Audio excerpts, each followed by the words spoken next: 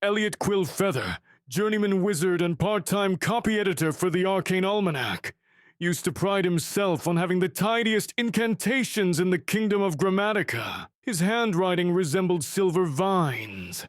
His syllables rang like goblets, and his punctuation could slice a tomato. All that changed the day he accepted a free upgrade from Scrollsoft, the guild responsible for the smart quills that transcribed verbal spells onto parchment. The traveling salesperson, an elf in a neckruff so wide it looked like a festive steering wheel, had insisted the new model came with context-sensitive predictive enchantment. Elliot heard only free and faster, signed the waiver without reading the footnotes, and set the quill on his desk beside the usual candle, wand, and mug that said Hocus Pocus and Coffee Focus. The first autocorrect incident seemed harmless. A neighbor brought over a cracked teapot shaped like a baby dragon. Elliot flicked his wand and pronounced Vas reparo, porcelain restorium. His quill, eager to show off its upgrade, scribbled Bast preparo, porcelain roast him. Without warning, a 10-pound freshwater fish slapped into existence. Belly flopped onto the teapot and began sizzling as though someone had set a campfire under its scales. The teapot remained fractured. The air now smelled like burnt sushi. Elliot extinguished the fish with a wet towel while the neighbor stared, wide-eyed and suddenly hungry. Word spread faster than dragonfire through Cobblefont Village. Quillfeather could conjure lunch by mistake. Soon he faced a line that snaked around his cottage, each person clutching something broken and hoping for accidental hors d'oeuvres. Elliot tried to fix a cracked mirror, speculum mendus, but the quill replaced mendus with mongoose. 11 mongooses, mongees, appeared, saw their reflections multiply, and declared war on the glass. Then the baker asked for flour freshening. Elliot attempted fermentum renua, which the quill rendered ferretum ravioli. 40 ferrets burst out, carrying pasta pillows like tiny meaty cushions. The baker left. Unsure whether to complain or open an Italian restaurant, Elliot appealed to his mentor, Professor Constance Point, Dean of the College of Literal Arts. Constance, a severe woman whose spectacles doubled as magnifying crystals, listened while idly rearranging punctuation marks that floated around her like fireflies. Predictive enchantment, she said at last, was invented for scribes with lazy diction. If your spells are precise, the quill should not interfere. Show me. Elliot swallowed, lifted his wand and spoke. Aquilo tranquillus, gentle breeze, arise. The quill, with cheerful malice, scratched. Actually tranquilize. Gentle bees, arise. A swarm of lethargic bumblebees blinked into the office, each wearing a tiny nightcap, then promptly napped on Constance's desk. The professor sighed so deeply, she inhaled 3 commas and a semicolon. Your device, she declared, is possessed by pun demons. Banishing them will require finesse, a lexical exorcism. Before they could begin, the mayor of Cobblefont issued an urgent summon. The annual fancy dress spelling bee, half orthography contest, half literal swarm of judgmental bees, was only 2 days away. The enchanted bees spelled words in midair using honey trails, and any wizard invited to officiate had to keep the insects orderly. The prior officiant had retired after being stung by a participle. The mayor had already promised the position to Elliot, now rumored to command bees, even sleepy ones. Consider it civic duty, the mayor said, pressing a sash reading Master of Letters into Elliot's hands. Anxious but flattered, Elliot accepted. Professor Point eyed the sash, then Elliot, then the buzzing punctuation still orbiting her head. Congratulations, she said. Your public failure is now scheduled. That night, he tried every debugging charm he knew. He recited spells slowly, enunciating like a diction coach, leading a choir of granite gargoyles. The quill still took liberties. Candle illumination became candler's elimination, and doused the flames in disgust. Silent sink became Sir Lancelot, pink, and a blushing knight stumbled out of a splotch of magenta, apologized, and vanished. Eliot even threatened the quill with the old inkwell. Surely the feather would fear obsolescence. Instead, it wrote, "Old ink? Well!" and summoned a gushing wellspring of violet ink that stained the carpet forever into a Rorschach blot shaped like an exclamation point. Desperate, Eliot tucked the quill beneath his pillow and tried to sleep, hoping dream logic would suggest a solution. Around midnight, he sat bolt upright. If autocorrect thrived on fixing mistakes, perhaps deliberate mistakes could produce the right results. He would lean into the puns. At worst, he'd create more havoc. At best, he might wrest back control. He spent dawn scribbling lists of near rhymes, homophones, spoonerisms, and dad jokes, then rehearsed with household objects. To mend a shoe, he said, "Heal thyself," letting the quill change heel to heel. The shoe obediently stitched its sole. Encouraged, he tried, "Sew the torn curtain." The quill preferred sew. Curtain repaired. Victory tasted like syllable soup. The spelling bee opened in the town amphitheater, a modest stone circle festooned with bunting that read, "Bee, he," in bumblebee stripes. Contestants, nerdy apprentices, and show-off scholars sat on benches shaped like oversized dictionaries. Overhead, clouds of gold and black bees hummed the alphabet in cursive flight. Eliot strode onto the platform wearing his sash and a new resolve.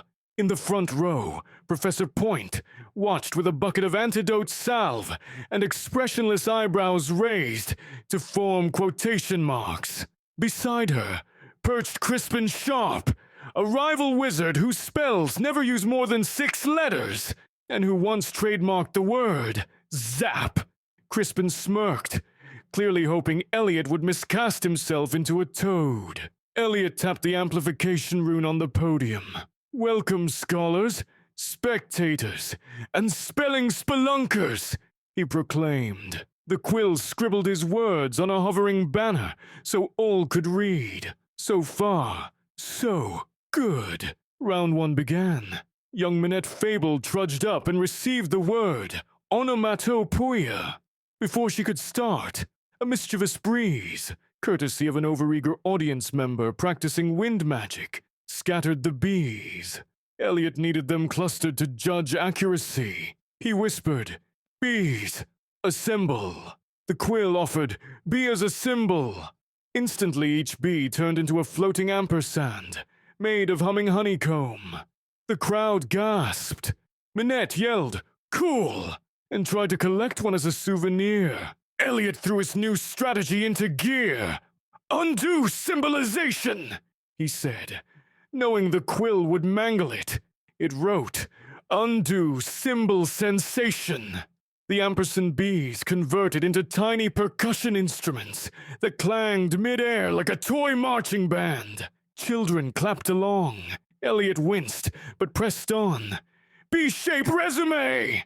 The quill, perhaps tired, merely crossed out shape and scribbled shift. The symbol bees shifted, stretching, compressing, and at last returned to normal insect form, albeit wearing little crash helmets. Chaos averted. Professor Point pinched her nose, though Eliot swore he saw a comma wink at him approvingly. Crispin Sharp approached, loudly lamenting the delay and volunteering to help.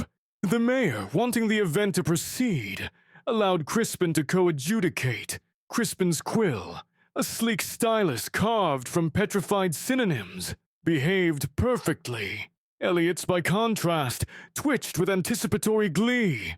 The second contestant received the word philanthropy. The bees buzzed PHI, then one sneezed from leftover symbol dust and formed a stray Q.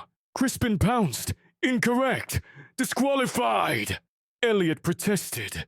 The mistake was his fault, not the child's. The mayor hesitated. The crowd murmured. Elliot had one shot to salvage fairness. He leaned toward the bees. Spellcheck, he announced, letting the word serve double duty as command and declaration. The quill dutifully scrawled, Spellcheck. A sparkling chicken appeared, feathers dotted with question marks. It examined the honey letters, clucked, and pecked the errant Q until it shape-shifted into an A. The chicken gave a satisfied bee-gawk, bowed, and vanished in a puff of dictionary dust. The audience roared with laughter and approval. Crispin sputtered. That extraneous poultry violated subsection 8B of the bee bylaws.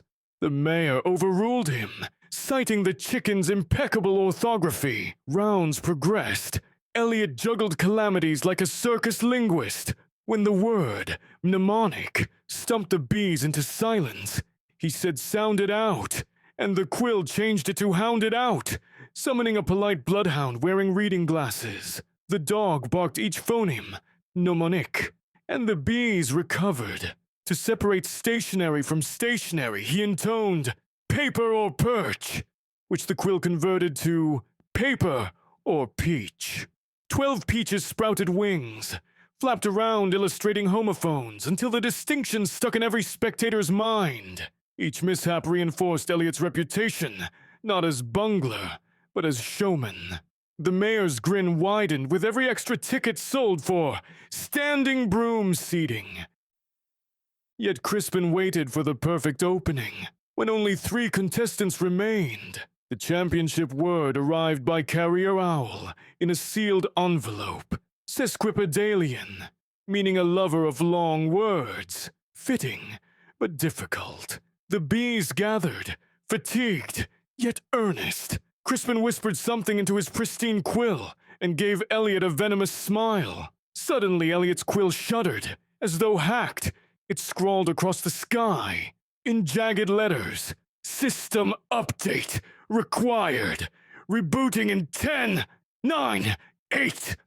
The magical countdown flickered ominously. If the quill rebooted during the final round, Elliot would lose control.